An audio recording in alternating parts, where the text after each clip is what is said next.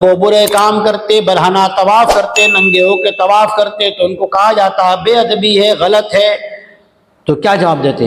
ہم نے ہمارے باپ دادا کو ایسا ہی کرتے دیکھا. ایک جواب، حالانکہ باپ دادا اگرچہ وہ جاہل تھے، لا علم تھے، نہ ان کے پاس کوئی کتابی دلیل تھی، نہ آسمانی کوئی ان کے پاس حجت موجود تھی، کچھ نہیں تھا، نہ یہ عقل کی بات تھی.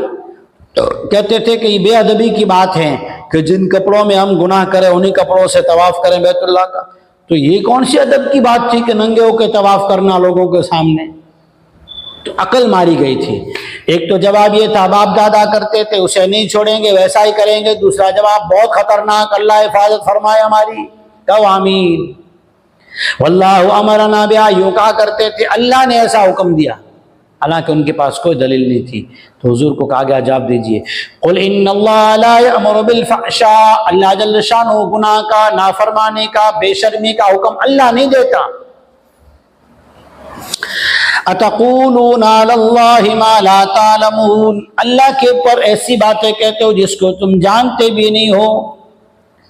دو جواب اللہ نے دیے. ایک جواب یہ کہ اللہ تو پاک ہے، وراء الورا ہے، اللہ تو پاک ذات ہے، اچھی صفات کی مالک ہے، وہ کیسے گناہوں کا حکم دے؟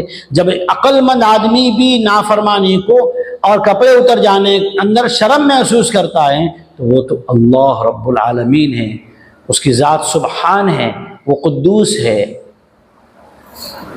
وہ حی قیوم ہے. دوسرا جواب، کیا تم اللہ پر ایسی بات کہتے ہو جس کی کوئی تمہارے پاس دلیل نہیں ہے، تم جانتے